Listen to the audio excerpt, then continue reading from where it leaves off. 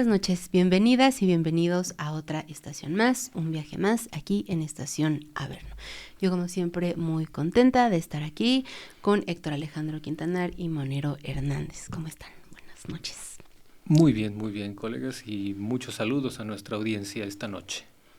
Pues buenas noches. Una disculpa que hace 8 días no pude venir, pero como bien dijo Héctor Alejandro, tuve un problema logístico. Emergente. Pero ya estamos acá de vuelta. Perfecto. Bueno, pues el tema nos es tanto de coyuntura como de historia. No es algo que se reduzca a estos días, porque vamos a hablar de la estrategia que se acaba de anunciar para Michoacán, ante los hechos lamentables que ya discutimos también y se han discutido en todos los medios todo este tiempo en diferentes modos, que es qué pasa en Michoacán. Hay que hacer una reflexión sobre lo que significa la estrategia que encabeza Claudia Sheinbaum y que anunció en días recientes. Y yo creo que vale la pena observar a Michoacán como dos laboratorios en dos momentos distintos.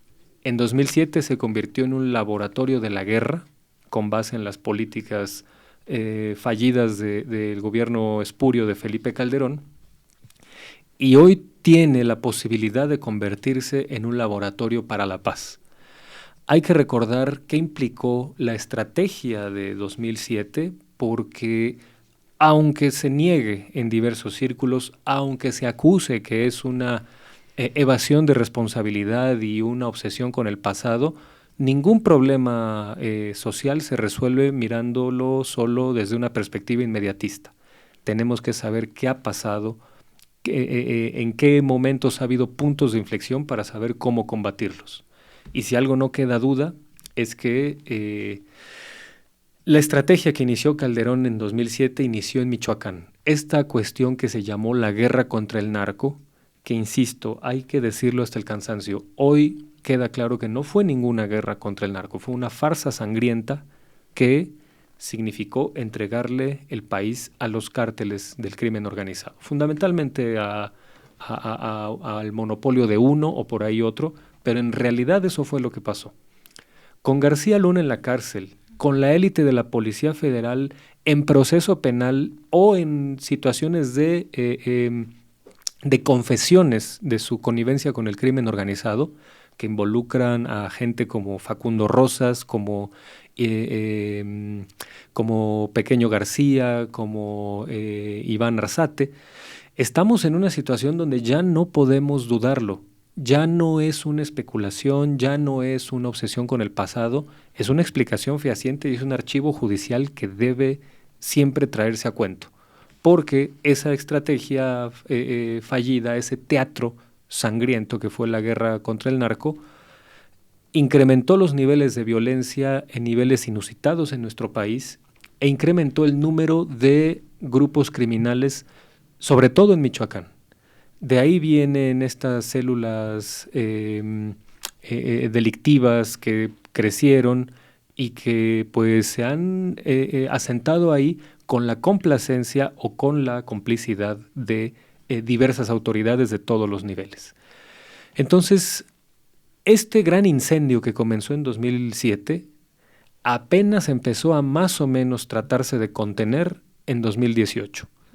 La contención ha sido muy lenta, pero si vamos a comparar a ambos personajes, pensemos en el gobierno de Felipe Calderón y en lo que se ha hecho desde los gobiernos de la llamada Cuarta Transformación con López Obrador y Claudia Sheinbaum, la comparación aceptable, la comparación lógicamente válida, no es la de, los dos son lo mismo, ha habido una continuidad en las políticas de guerra.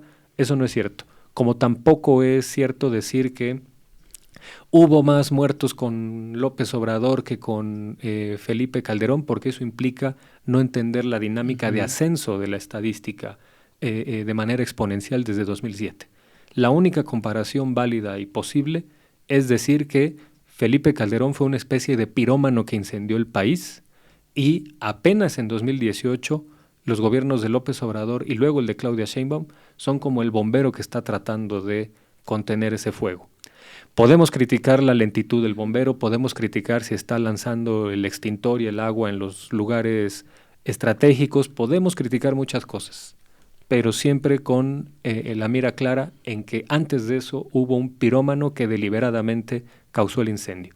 Y ya con esto cierro mi primera participación. Me parece que la estrategia de Claudia Sheinbaum es muy importante que se anuncie como estrategia de seguridad y justicia, porque lo que está enfatizando es que la paz va a ser un fruto de la justicia. La paz no va a ser producto de la mano dura, ni de la teatralidad, ni de la amenaza de fuerza, ni de efectivos federales amenazantes en las calles de Michoacán, sino va a ser producto de 12 ejes de integración social que tienen perspectiva compleja, donde no solamente va a haber efectivos federales combatiendo los problemas inmediatos de la delincuencia en Michoacán, que causa la delincuencia en Michoacán, sino también una inversión para programas sociales, para atención a jóvenes, para atención a cuestiones de equidad de género, de pueblos indígenas, en fin.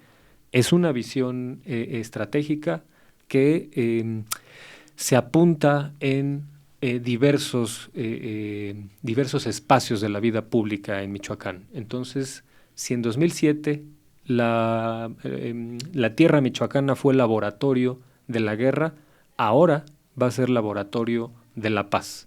Vamos a ver si tiene éxito la estrategia, pero sí hay una distinción cualitativa innegable. A mí me parece muy atinada tu clasificación que haces, ¿no? Del laboratorio de la guerra con Calderón al laboratorio de la paz con Sheinbaum. De hecho, desde que en el chat de la estación Averno lo planteaste así, me pareció que era muy atinada. Y efectivamente, aquellos que dicen que la estrategia que se está anunciando ahora es lo mismo que Calderón, a mí me parece de lo más descabellado. Incluso ayer vi un cartón que la derecha le celebró mucho al caricaturista que lo hizo, que era Claudia Sheinbaum poniéndose la casaca y la gorra gigantes, ¿no?, de Calderón. Es absolutamente equivocado ese cartón. Delirante. No, absolutamente equivocado. Pero además me llamó la atención que la derecha lo celebrara tanto. Vi, por ejemplo, a Víctor Trujillo diciendo que cartonazo. Uh-huh. Me llamó mucho la atención porque si fuera cierto, pues entonces deberían estar muy contentos todos ellos, ¿no? Porque ellos son los que siempre celebraron esa estrategia, entre comillas, porque no fue estrategia tal cual, de Calderón. Y esto me remite a pues aquellos años y algo en lo que los caricaturistas pues tuvimos ahora sí que nuestros que veres en esos momentos, que fue una campaña propuesta por Ríos de No Más Sangre. Que varios caricaturistas nos sumamos a la iniciativa de Ríos empezó con un cartón muy parecido que hicimos todos un mismo día, en enero de 2008, con esta frase, No Más Sangre. Y por supuesto que la campaña tuvo mucho eco, porque la gente realmente estaba ya a esas alturas de la guerra de Calderón.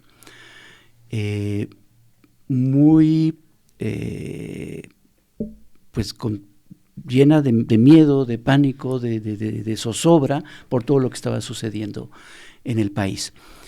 Lo que nosotros quisimos hacer con la campaña de No Más Sangre era, lo anunciamos como que lo que queríamos era que se cambiara la estrategia, porque claramente no era una estrategia que estaba funcionando. Realmente no había estrategia. Pero así fue como nosotros lo anunciamos, que realmente no era la pretensión real, porque sabíamos que eso no iba a suceder, que Calderón nunca iba a cambiar eso.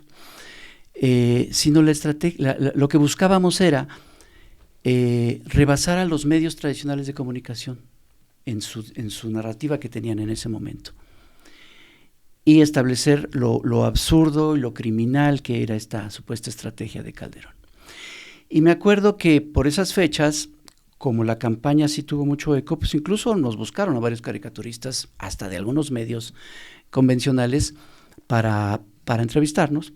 Y yo me acuerdo haber repetido en varios espacios lo mismo, y que era pues que no era una estrategia que estaba funcionando, que además era algo que él se había sacado de la manga, que no había ningún análisis previo a esto, que incluso los datos que había antes de su llegada no explicaban el que se hiciera ese acento en una guerra contra los narcos, porque realmente no había una crisis de homicidios ni nada que lo justificara.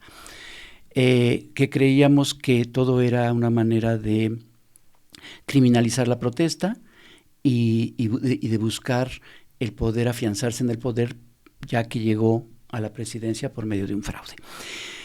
Dijimos también en ese momento que esa guerra lo único que había logrado era abaratar la vida y encarecer la droga, que claramente se veía que solamente estaba de un lado, pues, o más bien que parecía apoyar un cártel y atacar a los otros.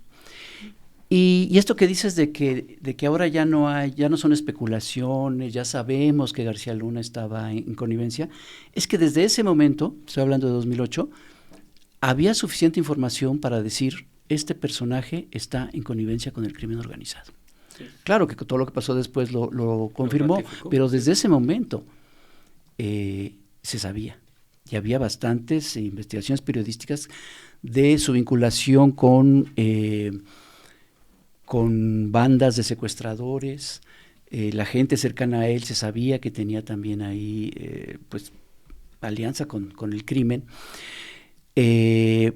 Su riqueza mala vida, ya desde entonces se sabía, la casa que se mandó a hacer, en fin, muchas cosas. Y yo recuerdo una entrevista con Carmen Aristegui en ese momento, en enero de 2008 o principios de 2008, en donde yo dije que mientras García Luna estuviera en el gobierno de Calderón y mientras estuviera además al frente de la Secretaría de Seguridad Pública, eso hacía el gobierno de Calderón un gobierno delincuencial.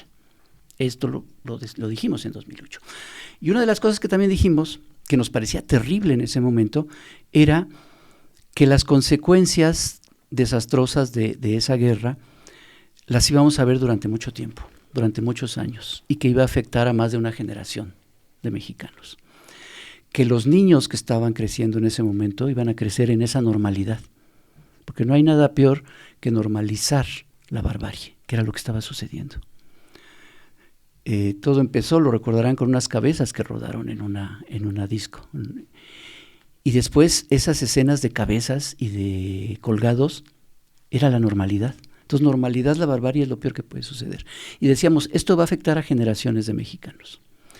Bueno, pues un niño que tenía 3 años en ese momento fue quien mató al alcalde de Uruapan la semana pasada. Eso era lo que sabíamos que iba a suceder con esa guerra tan irresponsable. Guerra que, por cierto, el mismo Calderón después incluso negó que se hubiera referido a su estrategia como guerra.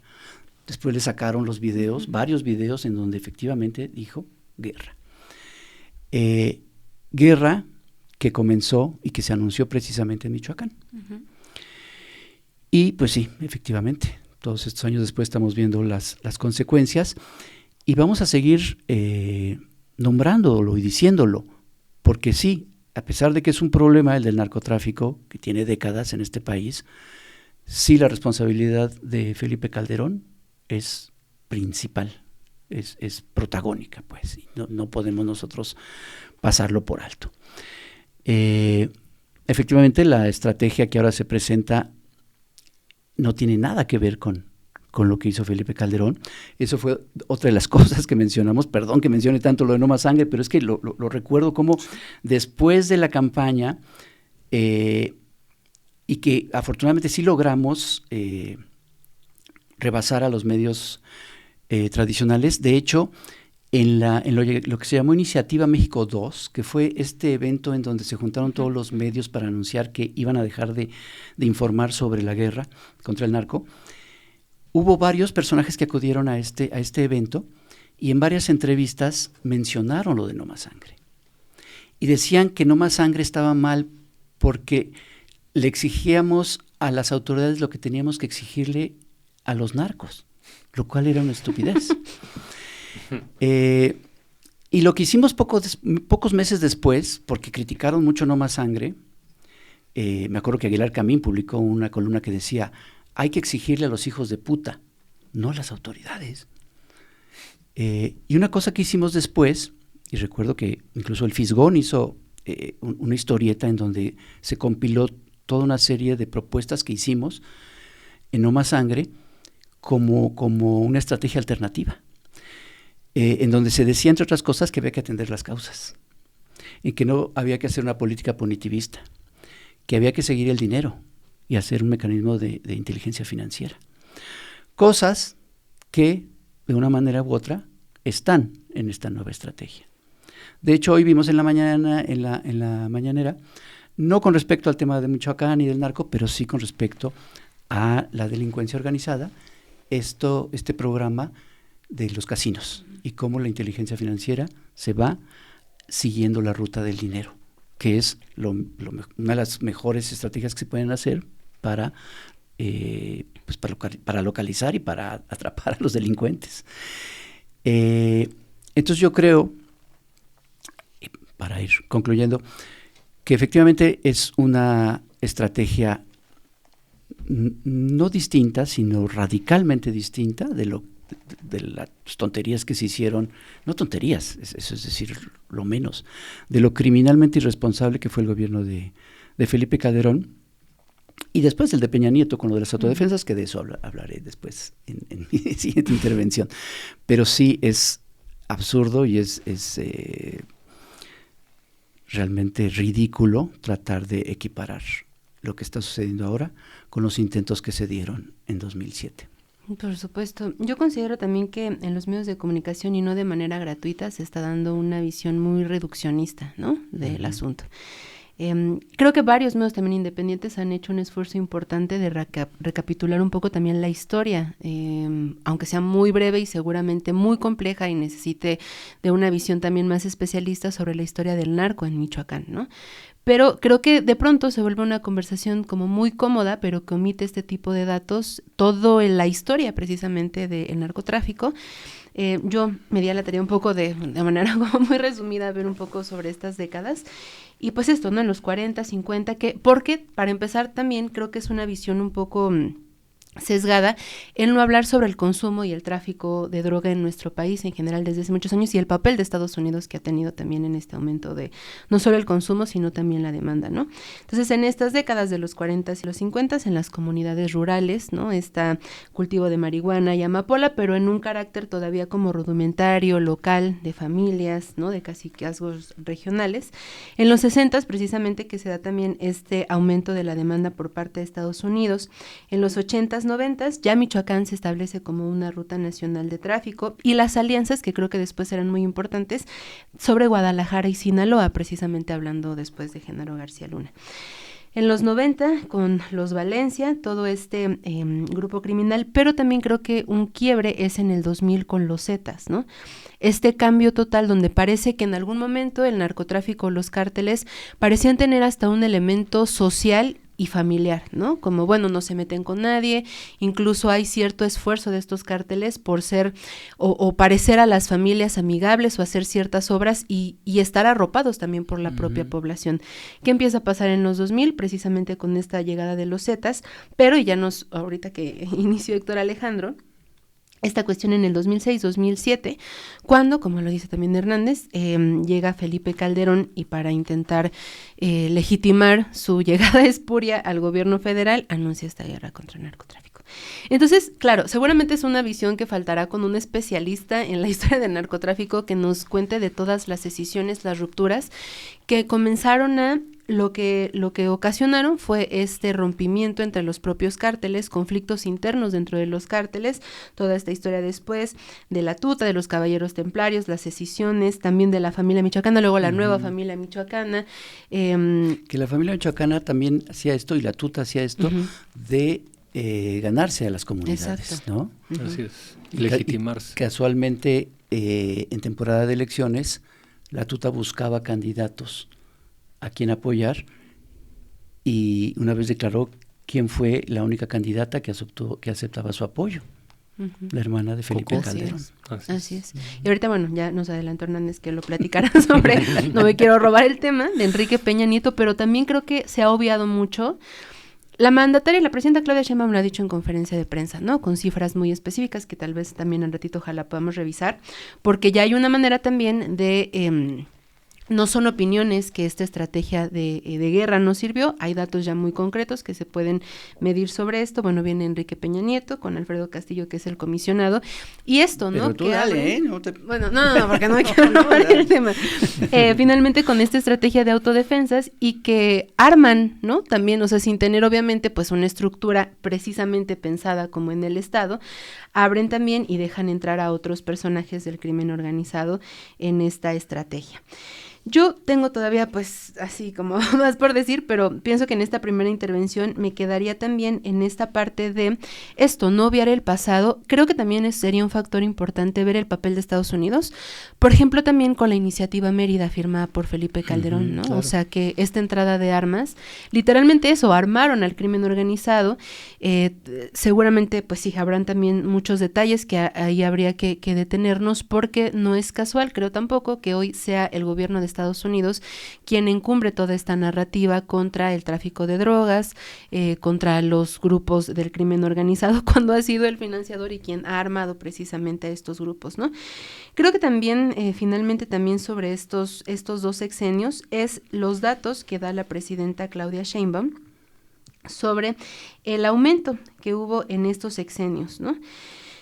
Hace unos días habla del 37% de la mandataria de homicidios dolosos en el país, como ya lo decía también hace ratito Héctor Alejandro Quintanar, y tal vez eso será un punto más adelante también sobre esta estrategia, que seguramente la tocaremos a más detalle, y los puntos que tal vez, yo incluso, no sé si, a ver si sea llevarlo muy lejos, pero pienso que en algunos puntos, o por lo menos sí en el carácter prohibitivo y punitivo, tal vez incluso haya que criticar cierto, por supuesto que no la misma estrategia de Felipe Calderón, pero sí el que existe esta visión, porque creo que el problema más importante, según yo, el más fundamental y que de pronto se pierde de vista, es la cuestión del consumo, ¿no? Hace ratito mencionabas, por ejemplo, de este joven que muy lamentablemente menor de edad y que ha sido señalado por la Fiscalía como el autor material del asesinato a Carlos Manso. La Fiscalía también refirió que de acuerdo con sus familiares y a ciertas pruebas que se hicieron, el chico era adicto a la metanfetamina, ¿no? Entonces creo que en todas estas conversaciones de pronto también se deja de lado este asunto que creo que también muy cómodamente no se aborda, según yo, el tema de las adicciones desde un carácter, o la mayoría de las veces, de salud mental, de entender las causas, entender si el punitivismo o la prohibición en sí misma hacia los jóvenes sería la manera, ¿no? O estos proyectos que tiene la 4T en la atención, porque me parece que al final toda esta historia también podría hablarse en términos mucho más fundamentales en la demanda de este tipo de sustancias, ¿no? En por qué hay este alto número de sustancias. Me parece que toda la historia en general del narcotráfico y de la prohibición, la prueba más fehaciente de que no sirve la prohibición o la visión punitivista sobre este asunto, pues es que la demanda continúa creciendo y cada vez más y cada mes entre más jóvenes, ¿no? Entonces yo dejaría hasta aquí por ahora mi intervención. Bueno, yo iba a decir algo relativo a eso, ya me lo ganó muy bien Caro de Nova, y como estoy de acuerdo en lo que dijo, ya me sumo a su acerto. Y es muy necesario hacer esta memoria de la que ya se hacía aquí una exposición, y yo recuerdo muy bien ese movimiento de No Más Sangre, que en ese entonces había pocos... no estaba tan en boga como hoy la serie de estrategias de comunicación mal llamadas como tales, que consisten en generar granjas de bots y de ciberporros y ciberpiojos y todas estas liendres virtuales. Pero los ciberpiojos de Calderón de aquel entonces sacaron una campañita y que más bien decía algo así como no más drogas, ¿no? Y tenían así una imagen de una cannabis prohibida, y luego sacaron una que era No Más López Obrador y la caricatura famosa del AMLito, ¿no? Entonces, bueno, pero ya para... mi comentario lo iba a centrar yo en un punto, que es el siguiente. Cuando se habla de militarización, hay que ser muy cautelosos. Y creo que esa ha sido una crítica, o bueno, una inquietud muy válida desde ciertas izquierdas actualmente, que hoy plantean como que, bueno, estamos en contra de lo que hizo Calderón y tampoco nos satisface que hoy haya una Guardia Nacional, que hoy haya estos patrullajes, y es una crítica que es muy comprensible. Yo la podría explicar en el sentido de que de entrada los cambios en el país de 2006 a 2018 son radicalmente distintos. Ya hay muchos más problemas inmediatos que tener que solucionar ahora, ¿no? Por el propio aumento exponencial de la violencia. Es muy legítimo decir que la apuesta tiene que ser la integración social, pero eso es una apuesta que es a largo plazo. Es a largo plazo. Es a largo plazo y hay cosas que están ocurriendo en el plano inmediato. Y uno de los planteamientos que hacía un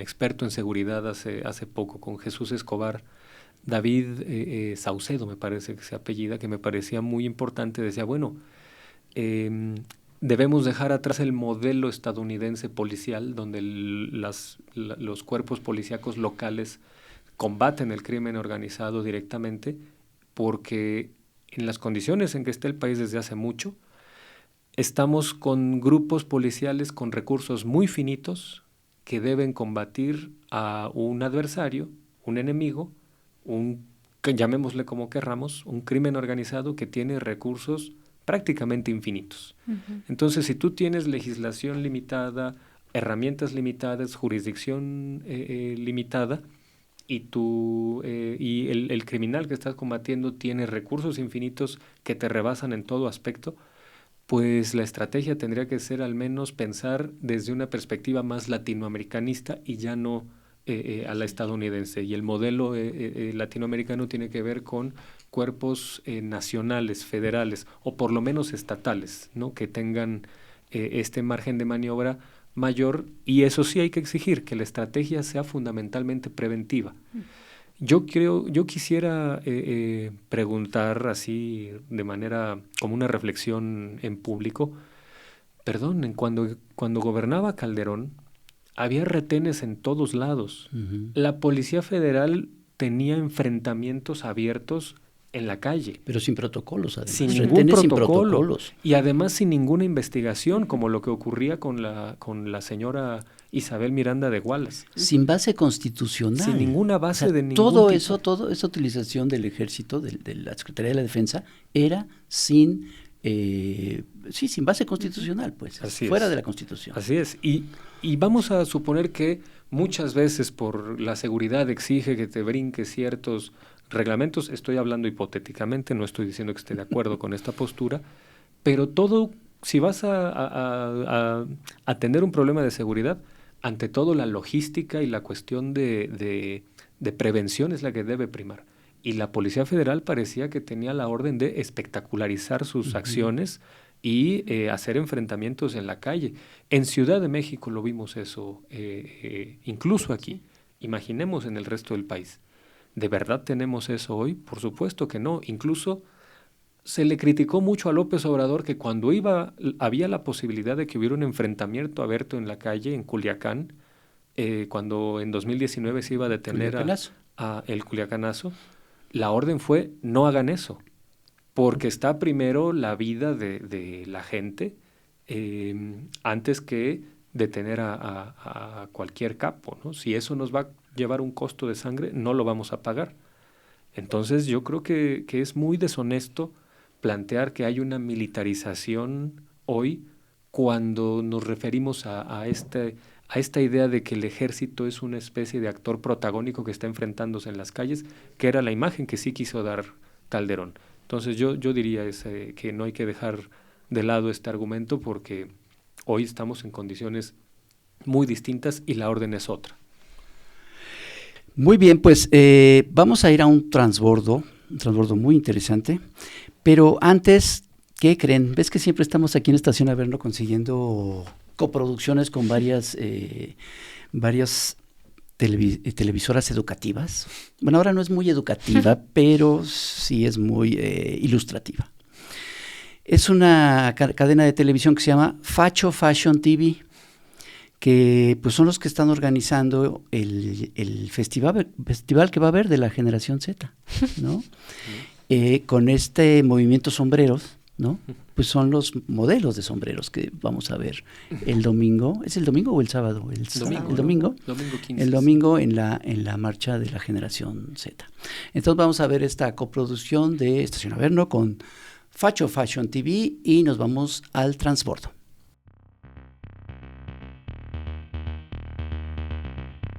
El próximo desfile de modas de la generación Ojeta será una gran oportunidad para dar a conocer la colección otoño-invierno del nuevo y muy oportuno movimiento sombrero. El simpático tío Richie nos muestra su nuevo sombrero de las barras y las estrellas. ¡Ey, tío! Ojalá no acabes detrás de las barras y los barrotes. El compañero de la generación X, el gran Claudio Idem, luce esta elegante cachucha modelo maga, con la esperanza de andar de gorra con el amigo Donald. La bellísima top model Lili Telles hace gala de un bonito conjunto inquisitorial, obra del gran diseñador español Santiago Abascal. Jorge Romero, conocido como el pequeño Führer, nos enseña por qué el elegante kepis militar provoca orden y respeto. El luchador callejero y top model Alito no podría verse más elegante y chic con este sombrero modelo internacional.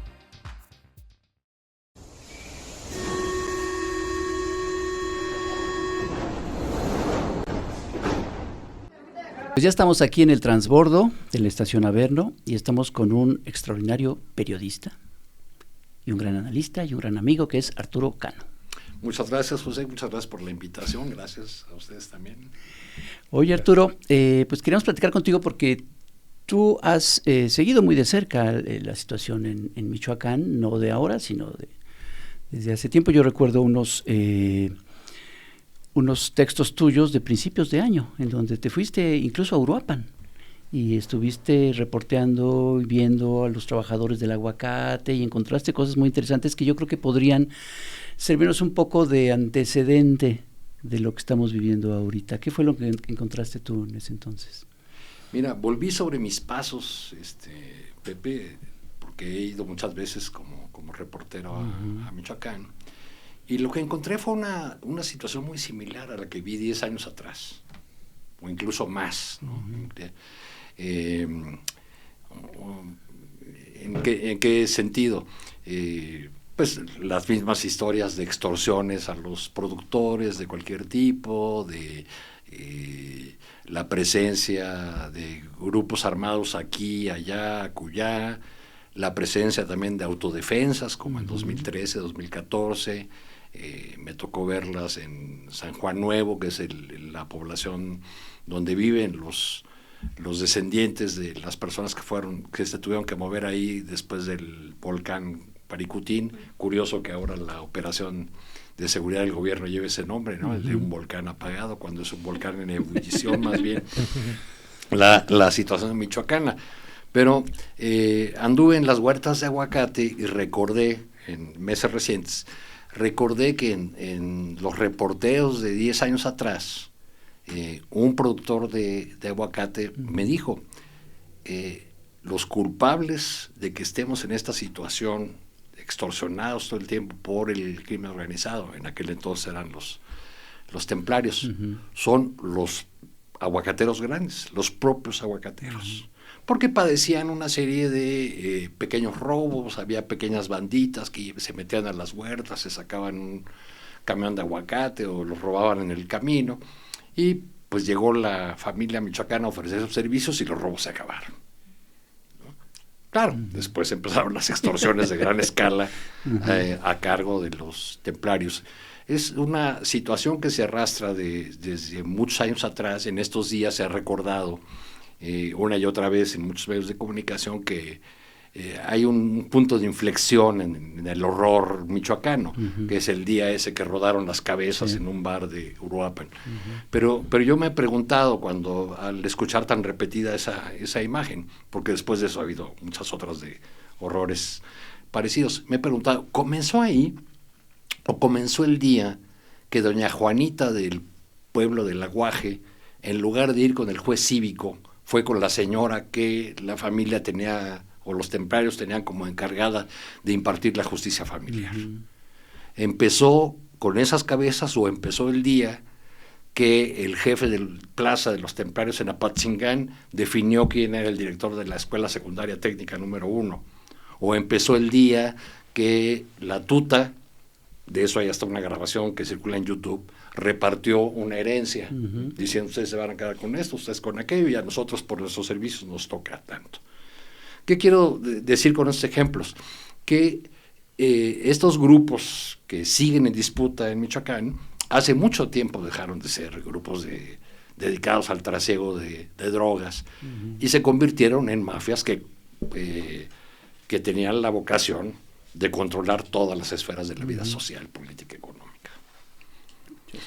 A mí me gustaría preguntarle sobre esto que ha insistido mucho la presidenta Claudia Sheinbaum en estos últimos días a partir del lamentable asesinato al edil de Uruapan, Carlos Manzo, sobre todo a raíz también de estas oleadas, me parecen muy viles, ¿no?, por parte de ciertos sectores de la oposición, medios de comunicación también, pero la presidenta ha sido muy insistente en estos 2 proyectos de nación, ¿no?, que tal como lo dice, no se trata solo como de cifras, sino de un entendimiento completamente, radicalmente más bien distinto en su esencia, en su estructura, ¿no? Por un lado, esto que ya también hemos visto, no solamente en el sexenio de Felipe Calderón, sino también con Enrique Peña Nieto, la historia muy compleja seguramente también de estos nexos, el surgimiento de estos grupos criminales, sus escisiones, todo esto que tiene mayor complejidad, pero en el otro sistema, en el otro proyecto de nación, que es este de la izquierda, que inició con Andrés Manuel López Obrador, ¿no? Recibió muchísima mofa Andrés Manuel López Obrador por hablar de abrazos no balazos, ¿no? Creo yo un término simplista, que lo que buscaba era quizá esconder la estrategia de la que habló Andrés Manuel López Obrador iniciando esta estrategia sobre atender a las causas. Aquí quiero preguntarle si atender a las causas, es decir, a la estructura de la desigualdad, de la pobreza, de la falta de educación, de la falta de empleo, es un mero discurso casi que, como lo quieren mostrar algunos, como hippie, ¿no? Como hay estos loquitos que hablan de las causas o de entender esas condiciones de desigualdad, o qué condiciones llevarían a alguien a consumir sustancias o alguna adicción, o sí obedece a una realidad de que las causas estructurales, la desigualdad, la pobreza, la falta de oportunidades, no es que, a ver, bueno, ¿usted cómo lo ve? Que es una alternativa, eso, loca o desquiciada, sino real y objetiva, para ir precisamente en contra de este problema tan complejo que no solamente atraviesa ahora Michoacán, sino gran parte del país, sobre el consumo de drogas y el narcotráfico. Sí. En 2014 conversé con un exalcalde del municipio de Cualcomán, que es ya la zona alta, boscosa, pasando la tierra caliente antes de la bajada hacia la costa. Devenido ya este exalcalde en autodefensa, ya era líder de las autodefensas, uno más de los que han matado. Y le preguntaba yo cómo se había llegado a esa situación. Era un hombre con una formación de izquierda, había sido militante y presidente municipal por el PRD, y me respondió con una sugerencia de pregunta. Me dijo: ¿por qué no indagas cuándo se construyó la última escuela preparatoria en esta zona, el último bachillerato? Y a partir de esa provocación de este exalcalde, pues comencé a preguntar. Habían pasado 25 años, ¿no? Y cuando me refiero a un bachillerato, me refiero también a cualquier obra pública, a la presencia del Estado, al abandono que se da a partir de principios de los 80, de muchas de las tareas y responsabilidades del Estado. Eso fue lo que contribuyó a crear este escenario tan complejo en Michoacán. Un escenario que además nunca puede ser enunciado con el nombre solamente del Estado, ¿no? Porque el problema de Michoacán no es Michoacán, el problema de Michoacán es Michoacán y el aguacate, Michoacán y las minas, Michoacán y el limón, Michoacán y el mango. En fin, siempre es un estado muy productivo, donde hay zonas de riego muy importantes. Por ejemplo, toda la zona limonera es producto de unas presas que se hicieron hace muchísimos años, y que han permitido el riego. se atiende, la atención de las causas también tiene que estar focalizada de manera adecuada y tiene que tomar en consideración que en algunas regiones o poblaciones de la entidad, pues ya no basta con ir y crear programas comunitarios o atender a los jóvenes, porque el problema es que hay una red que atraviesa gobierno, empresas, todo sector social y que llega hasta la población, que controla todas las esferas de la vida. Pongamos el ejemplo para poner un ejemplo del sexenio pasado, ya más reciente, Aguililla, Michoacán, ¿no? Ahí hay una fuerte disputa porque el señor que encabeza uno de los grupos es originario de ahí, y entonces se pelea y tiene un gran afán por ganar ese territorio. Lo único que durante varios meses pudo entrar ahí, de presencia del Estado, fue el ejército, o los helicópteros de la Marina. Los bancos cerraron. Lo único que entraba era Finavien, ¿no? Con dinero en efectivo, pero porque llegaban los vehículos militares, ¿no? Entonces, yo creo que si hay una parte que se pueden atender las causas, que es necesario, que revertir ese abandono de décadas, pues lleva tiempo, pero hay otras partes que no se pueden atender si no se desmantela esa red complejísima de complicidades, que además atraviesa vertical y horizontalmente pues todas las esferas de la vida social, ¿no? Bueno, quisiera yo retomar este punto. Maestro Arturo Cano, yo leí su libro sobre una biografía muy sólida sobre Claudia Sheinbaum, el libro de Presidenta. Me gustaría preguntarle a usted, precisamente como biógrafo, como alguien que sabe qué implica escribir sobre una vida, escribir una vida, y que en las vidas hay puntos de inflexión. Yo quisiera preguntarle sobre este joven, este niño que asesinó a Carlos Manzo, es un niño de 17 años, Víctor Ubaldo. Con base en este conocimiento que usted tiene de Michoacán, de la situación en Uruapan, ¿qué podría empujar a un adolescente a hacer este tipo cometer un crimen como este? ¿Cómo podría lanzarse una hipótesis explicativa sobre qué pasó ahí? ¿Qué lo podría empujar? 3 pesos, Héctor. ¿Cuánto cobran esos muchachitos? O sea, ¿por cuánto dinero están dispuestos a cometer cualquier crimen, a poner en riesgo sus vidas y eso? Pues, la vida no vale nada, ¿no? Ahora que están difundiendo con gran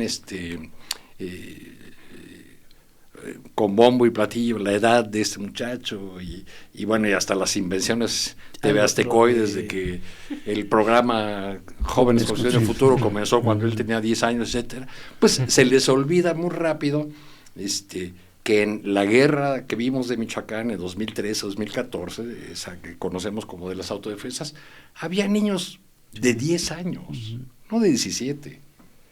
Es más, Di Mayuga, un colega de Proceso, un gran fotógrafo, ganó el Premio Nacional de Periodismo con la foto de un niño armado, ¿no? Debe haber sido el Premio Nacional de Periodismo de 2014-2015, ¿no? Es la foto de un niño armado. Es algo que se ve todos los días en Michoacán, ¿no? En el pueblo de La Ruana, municipio de Buenavista, donde era Hipólito Mora, asesinado también recientemente. Pues las conversaciones que uno escuchaba entre los niños de primaria eran: no, mi tío ya me dijo que va a regalar una taquera, no sé qué, una escopeta recortada, y yo de grande quiero matar zetas. Bueno, pues es como crecieron esos niños que ahora son jóvenes y que muy probablemente son los jóvenes que están tomando las armas en esta disputa que no ha terminado, que es una herencia una maldita herencia, digámoslo, que que los sucesivos gobiernos fueron complicando, ¿no? Lázaro Cárdenas pide, dicen algunos, no hay documento oficial que pruebe esa petición, pero el caso es que Felipe Calderón, siendo michoacano, decide lanzar esta llamada, o arrancar esta llamada guerra contra el narcotráfico precisamente en Michoacán, con una operación que al cabo resulta fallida, el llamado Michoacanazo. Detienen a decenas de legisladores, presidentes municipales, funcionarios del gobierno estatal, todos terminan libres y exonerados, y se desata una violencia tremenda, luego con ataques directos en contra de los mandos o los cabecillas del entonces grupo dominante.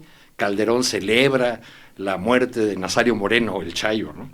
En lo que ya conocemos al cabo del tiempo como la primera muerte del Chayo, porque después resultó que no estaba muerto y lo vuelven a matar en el sexenio de Peña Nieto. Ese escenario, ese tiradero que dejó Calderón es retomado por Peña Nieto, con una estrategia que comienza por captar grupos locales y convertirlos en autodefensa, muy en el modelo colombiano, porque sabían que no iban a poder combatir a esos grupos locales por su gran arraigo entre la población, y entonces recurrieron a esos mismos grupos para combatir a los que ya para entonces se llamaban templarios.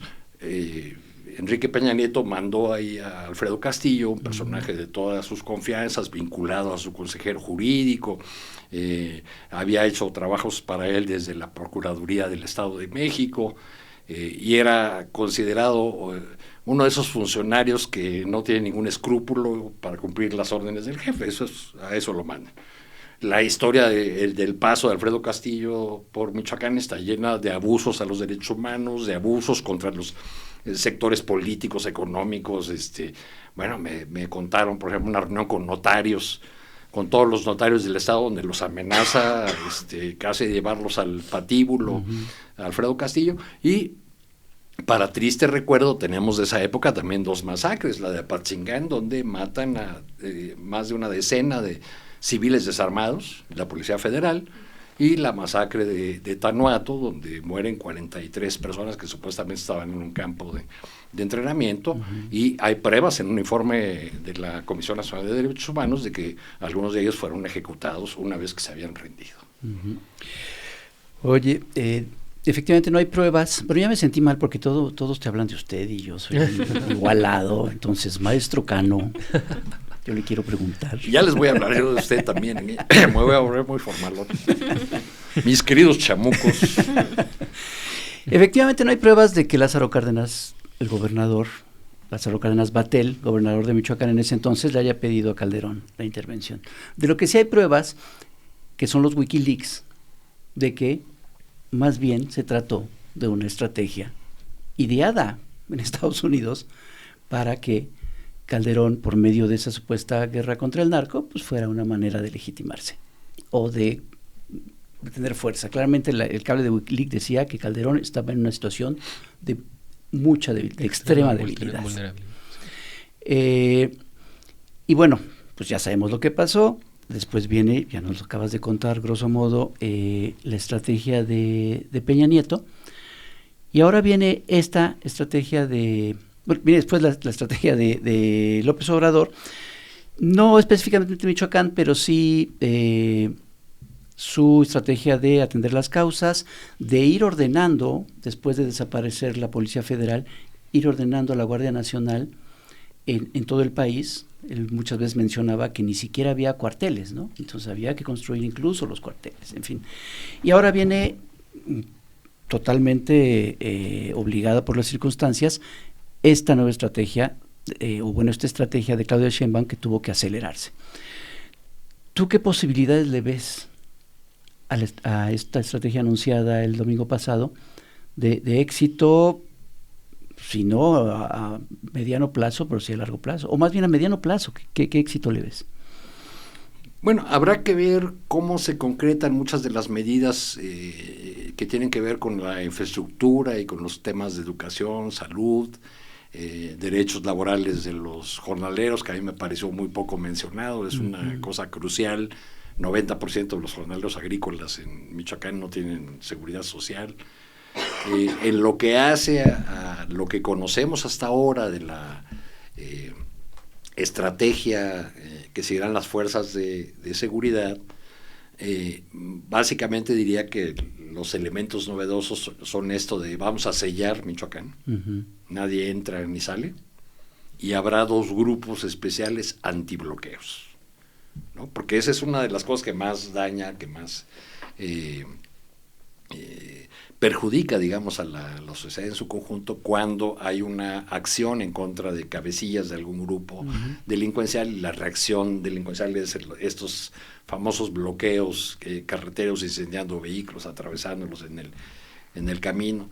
En 2010 contamos como 210 vehículos entre Nueva Italia y Apatzingán, ¿no? Nada más para que se den una idea del tamaño de reacción que tenían estos grupos. Yo creo que iremos viendo poco a poco cómo funciona esa estrategia, pero si no pasa por un componente, si no cuenta con un componente de desarticulación de estas redes de complicidad, yo no veo que pueda tener un éxito en el mediano plazo. ¿Y qué quiero decir con esto de desarticulación de esas redes? Pues ya lo vimos en el gobierno de Claudia, ya lo vimos con la operación Enjambre en el Estado de México, ¿no? O sea, han ido sobre objetivos específicos de presidentes municipales, jefes de la policía y otros funcionarios vinculados o al servicio de los grupos criminales. Michoacán no es la excepción.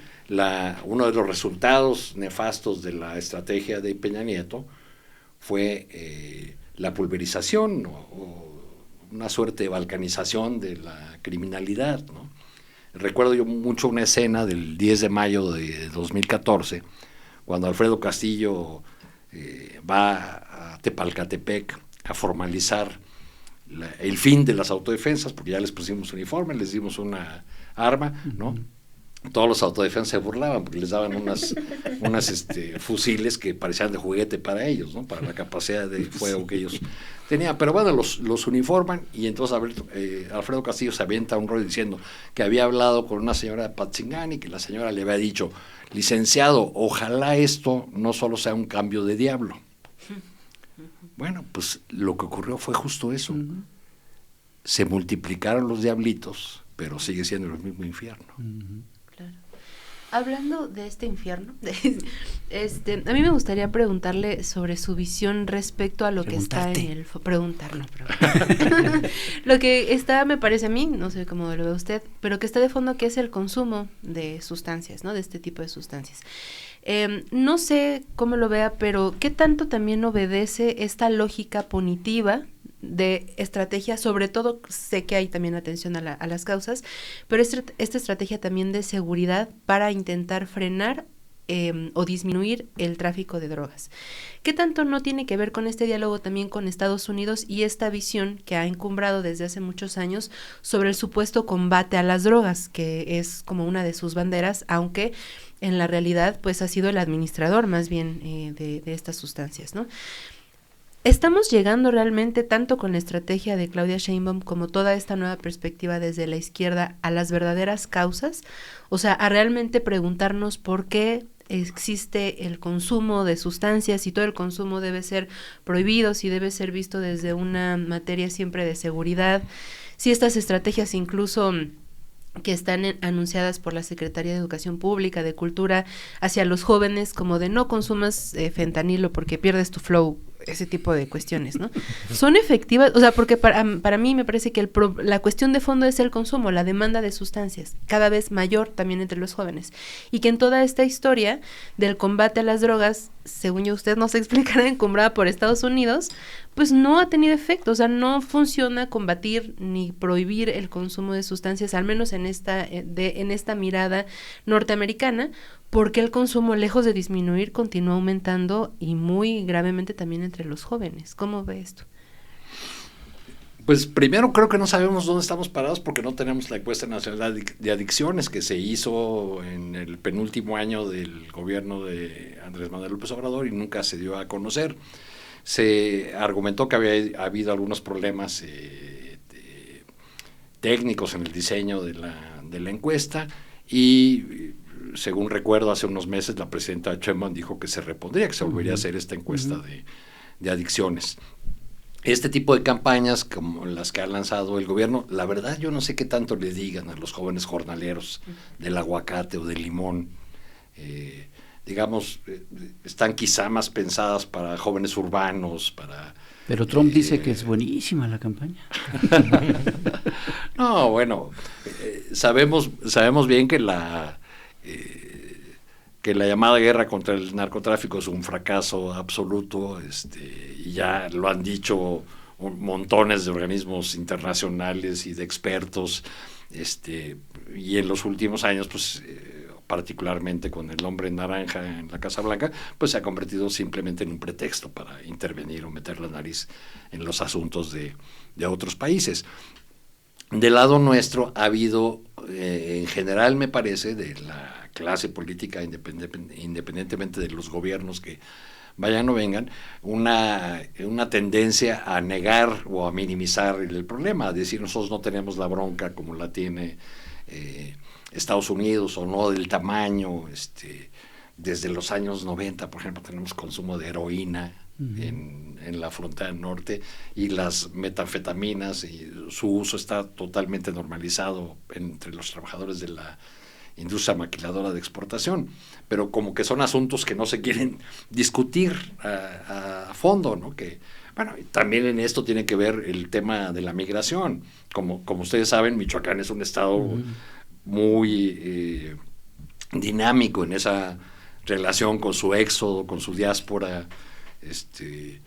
Algunos dicen que hay 3 millones de michoacanos en el otro lado, ¿no? De ahí le viene, yo creo que también un poco a clave el interés particular en Michoacán a la presidenta Sheinbaum, porque hay 2 pasajes de su historia que tienen que ver con Michoacán. Uno, pasó 3 años ahí haciendo el trabajo de campo para su tesis, la tesis de su licenciatura en física, con el diseño de una estufa de leña para las mujeres indígenas pobres. Y luego, cuando estuvo en Estados Unidos, en la residencia de los estudiantes de Stanford, pues vivió en una pequeña ciudad que está llena de michoacanos de Aguililla, precisamente, ¿no? Ella me lo contó en alguna de las entrevistas y me dijo, ahí se hacen las mejores carnitas de todo Estados Unidos, ¿no? Mejor que en Michoacán.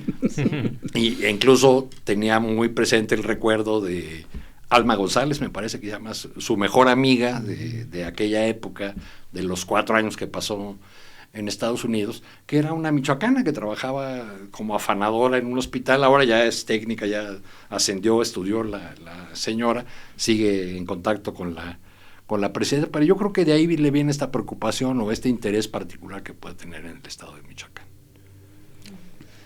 Y bueno, a mí me gustaría que nos dijeras, ya también hablo, que nos dijeras, maestro, así para no dejar No, bueno, es que soy muy ávido lector de su trabajo en La Jornada, en la biografía, en fin. Entonces, esta estrategia que acaba de anunciarse de Claudia Sheinbaum, de paz con justicia en Michoacán, creo que nadie va a regatear esta idea de que es necesario profundizar esfuerzos por la integración social, por crear escuelas, porque haya programas sociales, porque haya una inversión enorme en obra pública, en programas para jóvenes, en fortalecer todo esto. Yo creo que ya a estas alturas nadie lo va a regatear. Incluso los que en 2006 hablaban de que esto era populismo y era dar pescado cuando lo que había que hacer era enseñar a pescar y todas estas tonterías que decía el calderonismo de entonces, yo creo que esa parte ya está socialmente consensuada, ya me parece que eso no está a discusión.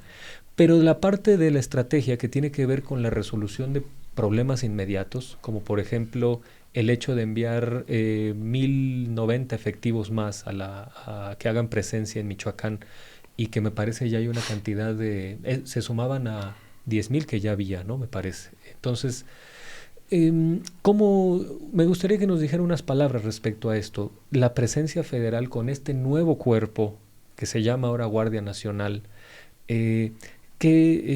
¿cómo la leemos? ¿Qué significa?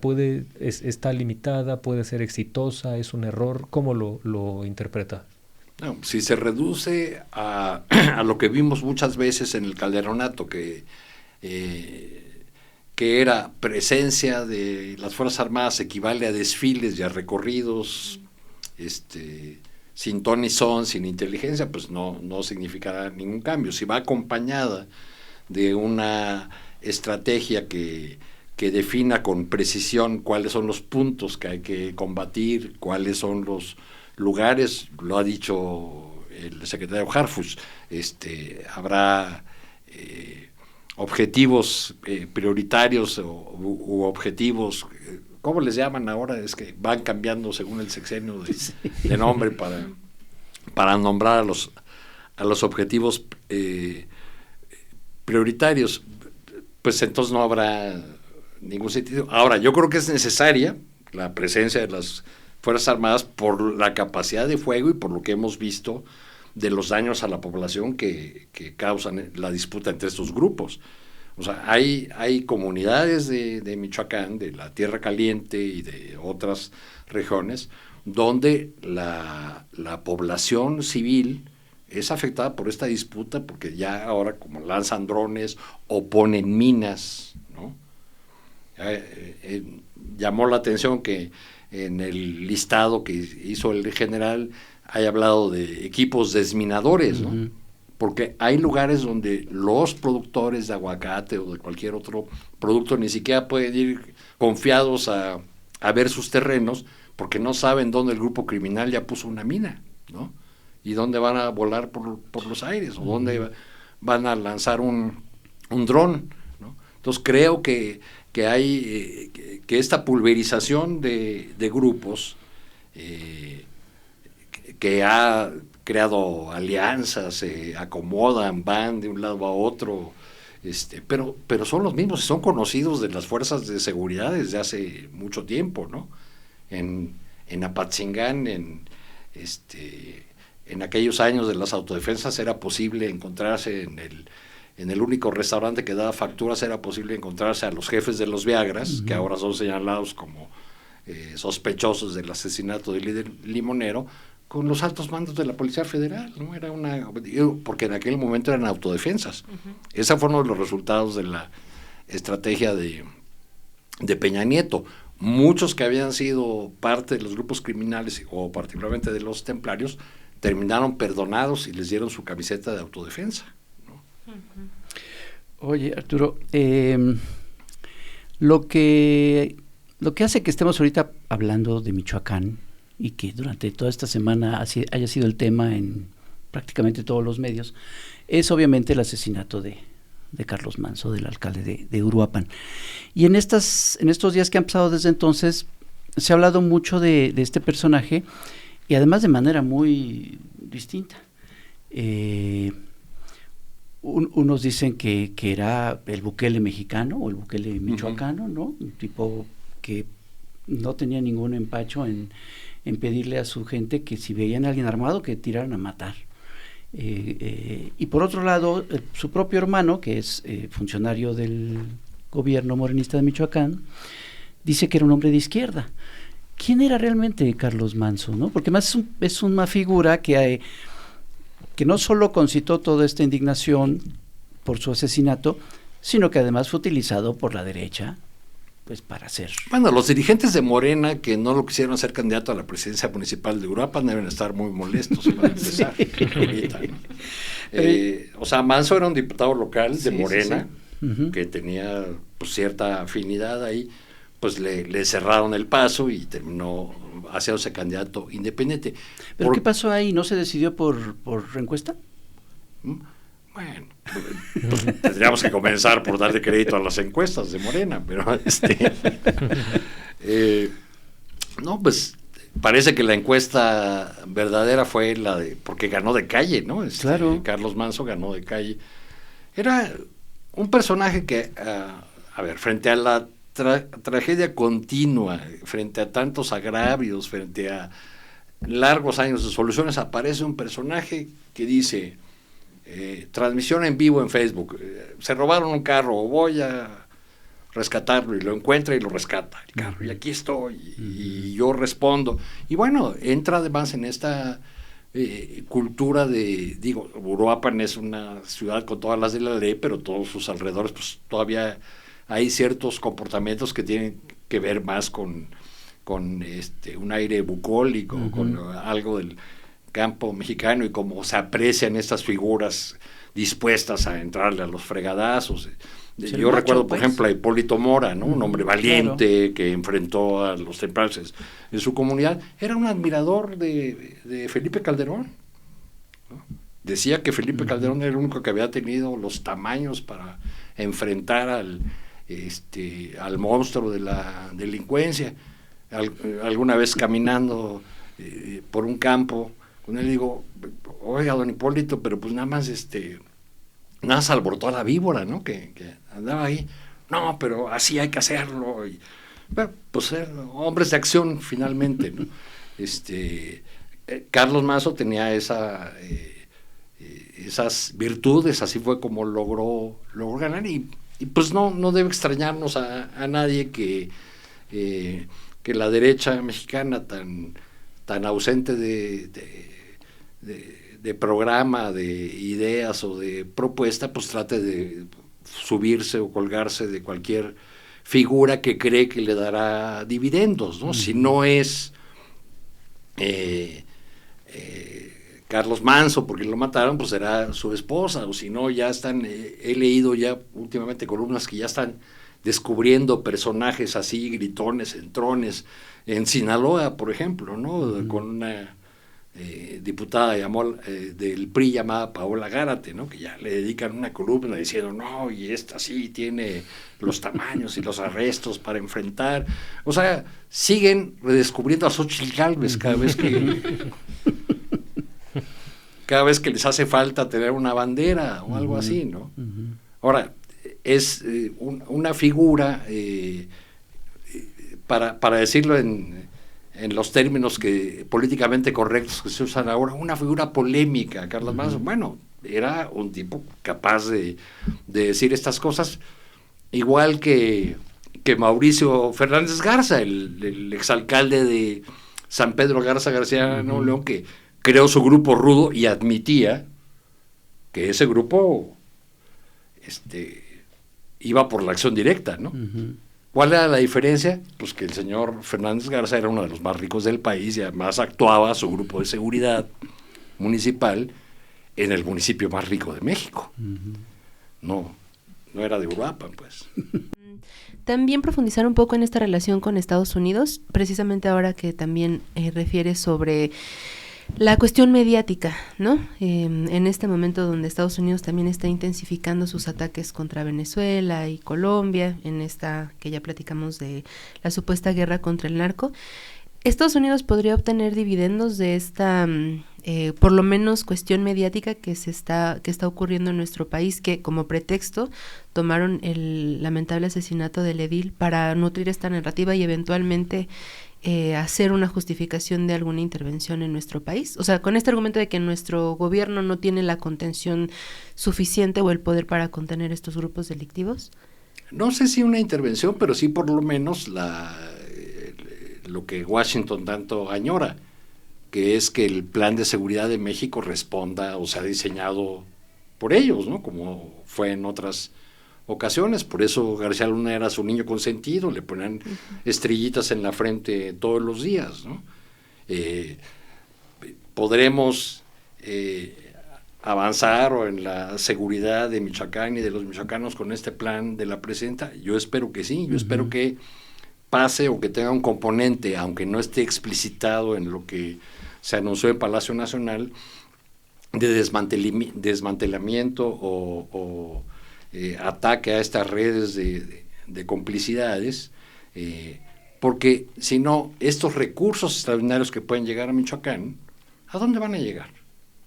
O sea, si hay más dinero para infraestructura o hay más dinero para los municipios, y resulta que los municipios los controla la delincuencia, que solía poner al secretario de Seguridad y al de Obras, pues ese va a ser aceite para estos grupos, ¿no? ¿A dónde van a ir esos presupuestos? Si Estados Unidos está preocupado por la seguridad de su gente, de los productos que llegan a su territorio, pues en Michoacán ha tenido toda la colaboración del mundo. Una de las tareas principales de la Guardia Civil, que es la Policía Estatal de Michoacán, es cuidar a los inspectores del Departamento de Agricultura gringo que van a las huertas de aguacate a hacer revisiones y hubo unas quejas de que porque uno había recibido amenazas telefónicas. Usualmente no se meten con esos personajes, la delincuencia. Pero a raíz de eso retiraron a los inspectores del Departamento de Agricultura de Estados Unidos. Y ese trabajo ahora lo paga México a través de Senacica, del órgano de la Secretaría de Agricultura encargado de la sanidad vegetal, ¿no? Entonces, hay una serie de productos que van a Estados Unidos desde México. El aguacate es el más mencionado por lo que significa para el Super Bowl, etcétera. Y porque más allá de ese cotorreo, son 4,000 millones de dólares al año el aguacate, ¿no? Por eso les decía yo aquello de que pues Michoacán no es solo Michoacán, es Michoacán y las minas, Michoacán y los aguacates u otras riquezas, ¿no? que tiene esa entidad. Pues es un problema bien complejo y vamos a esperar a que algo funcione finalmente, ¿no? Pues yo creo que ese es lo que esperamos todos, pues sí. y además que funcione rápido, ¿no? Porque más creo que a diferencia del sexenio de Calderón, del sexenio de Peña Nieto, esta propuesta no es un disfraz de otra cosa, ¿no? Sí es importante para Claudia Sheinbaum, creo yo, que esto funcione. Dicen algunos que es una réplica o repetición de lo que ya ensayaron o plantearon Calderón o Peña Nieto, ¿no? Vamos a ver cómo se ejecuta. Ahora, ni modo que no haya cosas repetidas y los problemas son los mismos, claro, ¿no? O sea, naturalmente tiene que haber, por lo menos en los temas, pues algunos elementos similares. Vamos a ver cómo funciona en la ejecución y qué papel se le asigna, que yo los veo ahí como nada más pintados, a los gobiernos municipales y al gobierno estatal. Sí. En fin, bueno, pues Arturo Cano, muchas gracias. ¿Dónde te podemos leer y escuchar? Pues me pueden escuchar todos los miércoles ahí con don Julio Astillero y leer de vez en cuando en La Jornada. ¿Los miércoles a qué hora? De 2 a 3. De 2 a 3. Ah, pues vienes de allá. De ahí venimos, justamente. Y en La Jornada no hay un... No, yo soy un colaborador católico, cada que Dios quiere. Muy bien, pues, y de hecho, busquen estos textos de Arturo Cano en La Jornada. Si googlean Arturo Cano La Jornada, les van a aparecer. Si le ponen Arturo Cano Aguacate, ahí les van a aparecer. Es una serie de 5 de 5 textos, o sea, un reportaje largo publicado en 5 partes. Muy bien. Pues muchísimas gracias. Y no se vayan, vamos a una pausa y regresamos para terminar el viaje.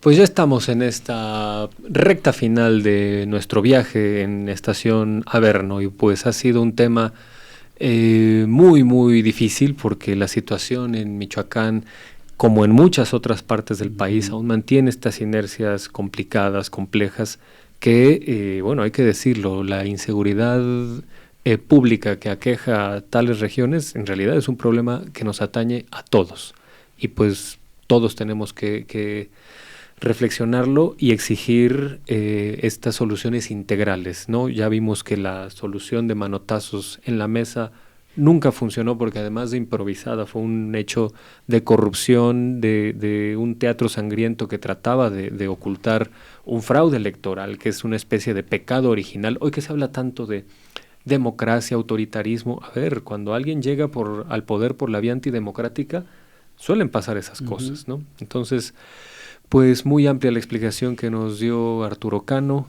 y pues vamos a hacer nuestras propias conclusiones, colegas. ¿Cómo ven? ¿Qué reflexión nos dejan? La maestra Carolina. Usted, maestra de Nova, ¿usted No, qué dice? pues yo creo que sí es un problema muy, muy complejo. O sea, creo que sí hay una preocupación muy esencial, como hace rato decía, no solo del pueblo michoacano, ¿no? Ha estado, que además es hermosísimo. Uruapan es precioso también, y toda la riqueza, no solo esto de naturaleza, sino también de las y los michoacanos. Creo que de pronto hay como una especie en cierto sector también de reclamo de decir, pero es que ¿por qué siempre voltean a ver a Calderón? Ya pasaron muchos años de eso y es momento de exigir. Por supuesto que es momento de exigir cuentas, pero creo que de hecho las propias cuentas o la estrategia de esta, como tú me lo mencionabas, lo importante que sea paz y justicia, ¿no? Creo que todo viene de la mano, y precisamente esta reforma al Poder Judicial también es muy importante entenderla en estos términos, porque es necesaria también la falta de impunidad, ¿no? En estos par de sexenios que estamos aquí hablando y revisando una y otra vez, creo que una parte muy fundamental también fue esta falta de justicia. La complicidad que también había o hay todavía y que hay que revisar muy de cerca con jueces que liberaban también a estos presuntos delincuentes. No puede haber tampoco una estrategia si esto continúa ocurriendo de esta manera, ¿no? Y creo que también esta estrategia de paz y justicia que ahora nombra la presidenta Claudia Sheinbaum tiene que ver con una respuesta a esto que no funcionó. Y hay una manera, no es una opinión, el mostrar que no funcionó. Ya lo mencionamos hace rato, incluso la presidenta... pues justo aquí está esta gráfica que ha mostrado en estos últimos días de la reducción sobre homicidios y la muestra pues con datos, no con opiniones, de que no funcionó y en este momento las nuevas medidas funcionan. Pero también me quiero centrar un poco para concluir en esta parte de, me parece a mí, no sé cómo lo vean ustedes, pero que esta propia estrategia de 2 ejes responde también de alguna manera a lo fallido del otro. Es una estrategia muy completa, o sea, prácticamente como de desarrollo del Estado, ¿no? Uh-huh. Solamente uno de los aspectos, que es el primero, es la seguridad. Claro que hay también esta parte con lo que empezamos de la Guardia Nacional, de Inteligencia e Investigación, de la Marina, que es donde yo creo que habría también que pensar en estas similitudes en general con todo el sistema político, que ya también lo hablamos a lo largo del programa.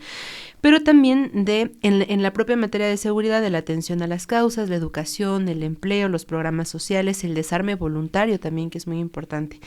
Todos los otros rubros, los otros ejes de esta estrategia vienen no centrados justamente en la cuestión de la seguridad. Por ejemplo, el segundo es el desarrollo económico y tienen que ver cosas como electrificación, el campo, el bienestar, el turismo. El tercero es infraestructura carretera, por ejemplo, en este plan, ¿no? Agua potable. Agua potable es un punto de esta estrategia de 2 ejes para la paz en Michoacán. La infraestructura, obviamente, para el agua potable. El quinto son programas para el bienestar, que precisamente también hemos visto todo el enojo y el escozor que causa para la oposición hablar de programas del bienestar, programas sociales, aunque se benefician de ellos. Ya lo vimos con Ricardo Salinas Pliego y con personajes como Cuadri también. El sexto es la educación y las becas, también incluso, por ejemplo, en transporte, ¿no? Como que dejar y de alguna manera blindar a los estudiantes, a las estudiantes, de tener un pleno acceso a la educación, lo que también mencionábamos hace ratito. Esta parte que, digo, para mí sí es todavía como un poco cuestionable de la estrategia de vive saludable, vive feliz. Para mí no, me parece que hay mucho que todavía podría cuestionarse sobre esta.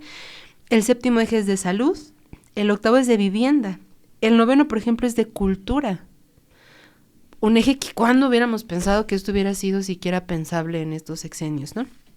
El décimo, y precisamente también creo que esto hubiera sido impensable antes, es el de mujeres. Creo que también con esta visión de la presidenta Claudia Sheinbaum es importante también mencionarlo como 10º eje.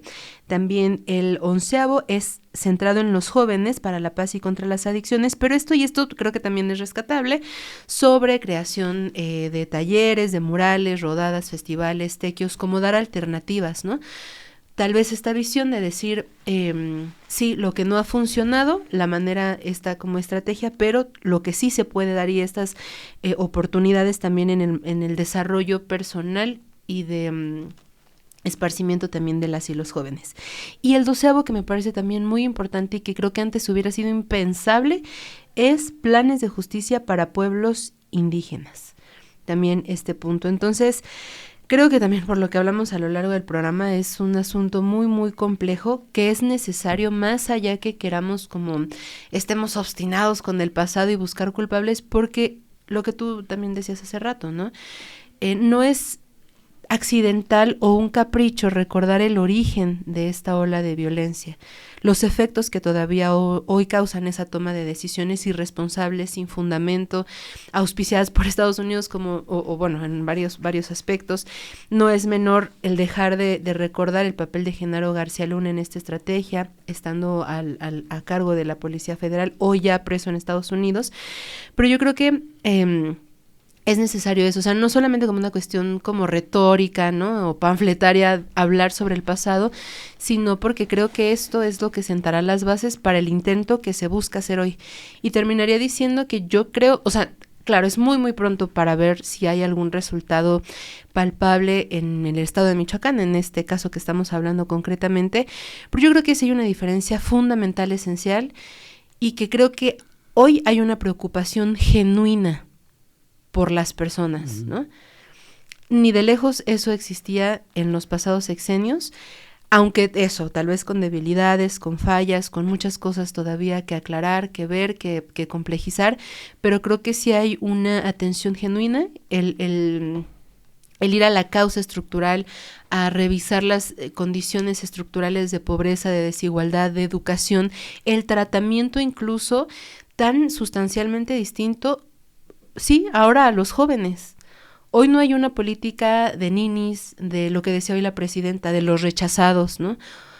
Hay mucho que hacer, pero esa visión a mí me parece que incluso en el propio, no solamente se queda en el discurso, sino en toma de decisiones y políticas públicas efectivas, ¿no? Como las becas, la construcción de escuelas, TikTok también que se hizo famoso y que la presidenta haciendo que cada que tiene oportunidad de más preparatorias que queden cerca de la S. Sí, porque creo que es real, ¿no? O sea, como esta visión, y que eso también curioso, ya para terminar, que las y los jóvenes, yo creo que ahora que también está tan de moda esto de la marcha de la generación Z, que no son tampoco tontos, ilusos, ¿no? O sea, también ven este tratamiento que hoy es distinto.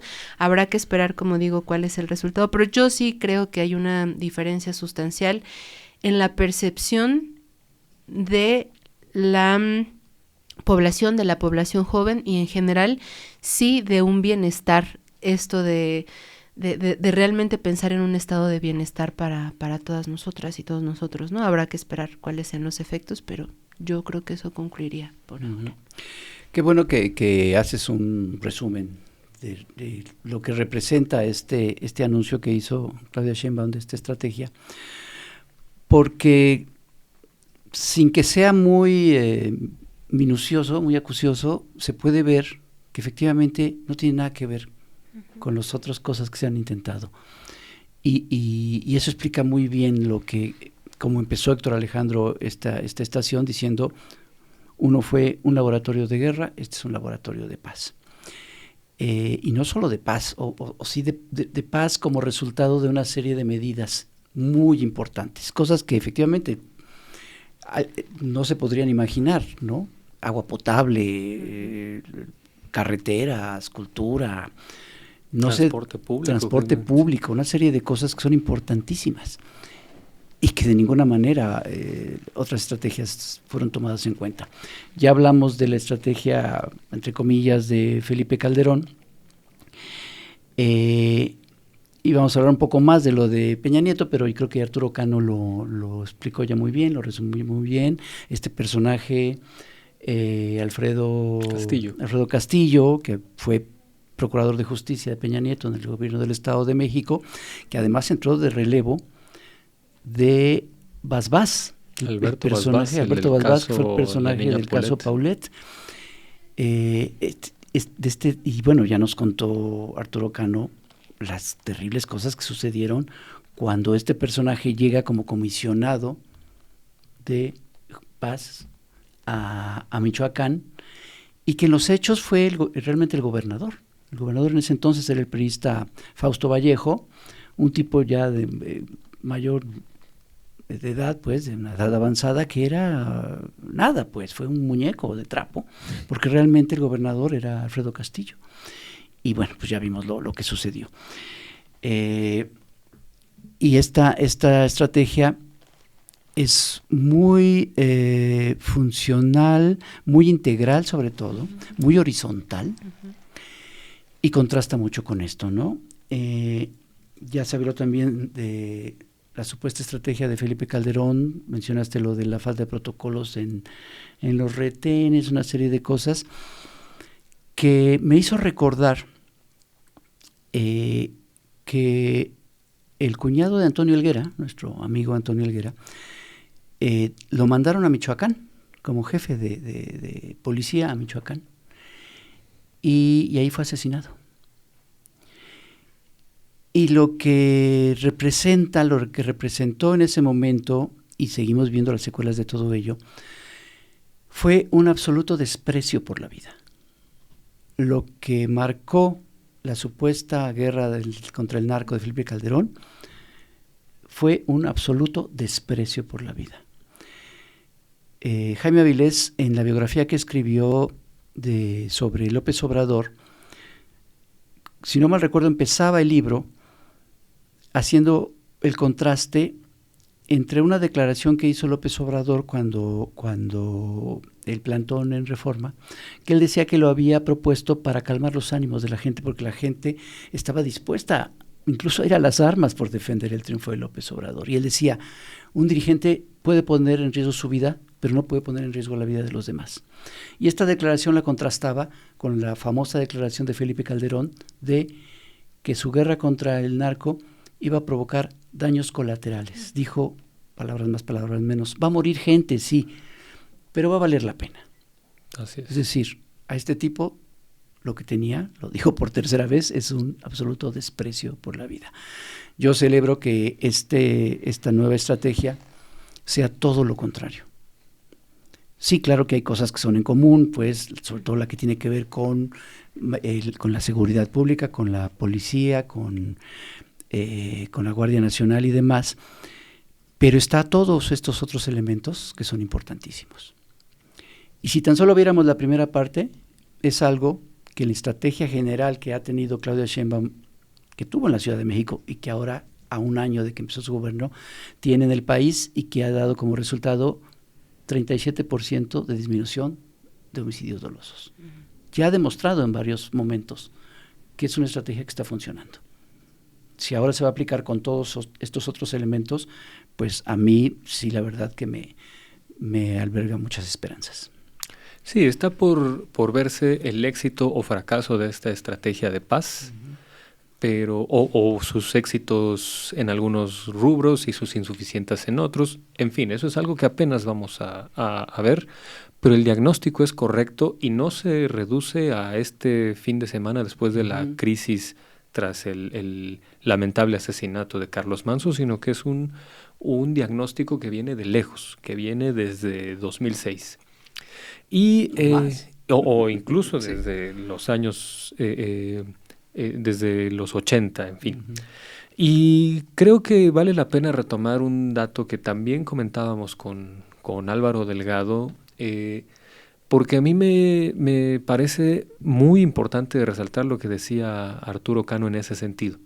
Michoacán, para explicar parte de la explicación de su violencia, tiene que ver con el abandono social, que no hay construcción de escuelas públicas desde hace mucho, ni de obra pública, etcétera, etcétera, aludiendo palabras de un presidente municipal devenido en autodefensa y asesinado hace 10 años. En el caso de Guanajuato, que es el el estado más violento del país, hay una sola preparatoria pública en León, por ejemplo. Una sola preparatoria pública. Es decir, no es un discurso demagógico, no es retórica incendiaria, no es retórica hippie. Es de verdad parte de la explicación del problema y una parte sustancial. Y entonces acelerar esta inclusión social es una demanda que afortunadamente ya tiene el consenso que no tenía en 2006, porque todavía en ese momento había mucha gente en el país que secundaba estas tonterías de que no des pescado, hay que enseñar a pescar y todas estas liturgias neoliberales bastante ridículas que además de todo fracasadas. Cuando hablamos de inclusión social nos referimos a esto, que haya posibilidades de escuela para que tu sistema de formación y de identidad no sea una pandilla. Entonces, esto es solo una parte de la resolución del problema, pero sí es justo señalarlo, sobre todo hoy que se hace tanta mofa injusta de una frase como abrazos no balazos, cuando las frases que nos deberían haber alertado y debimos habernos no solo mofado, sino impugnado, son frases del estilo haiga sido como haiga sido y daños colaterales. Eso es lo que las lecciones recientes de historia nos dicen que era lo que lo que teníamos que haber combatido. Entonces, para moderar nuestras burlas a esta frase de abrazos no balazos, parece que es la salida que sí debemos, por la cual debemos optar. Muy bien, pues muchas gracias, Carolina, muchas gracias, Héctor Alejandro. Muchas gracias. Feliz cumpleaños. Feliz cumpleaños también. Ahora sí somos 2 cumpleañeros en una sola sesión. Fue tu cumpleaños, maestro. Muchas felicidades. Ya luego te vas Sí, a unir hasta al que club. sea el mío. Hasta que sea el de Caro de Nova ya podremos ser cumpleañeros eternos. Y a ustedes muchísimas gracias por habernos acompañado en este viaje. Llegamos a la estación Averno. Como siempre, recuerden que aquí no despejamos sus dudas, pero les damos forma. Entonces nos vemos en la próxima estación Averno. Muchas gracias. Bye.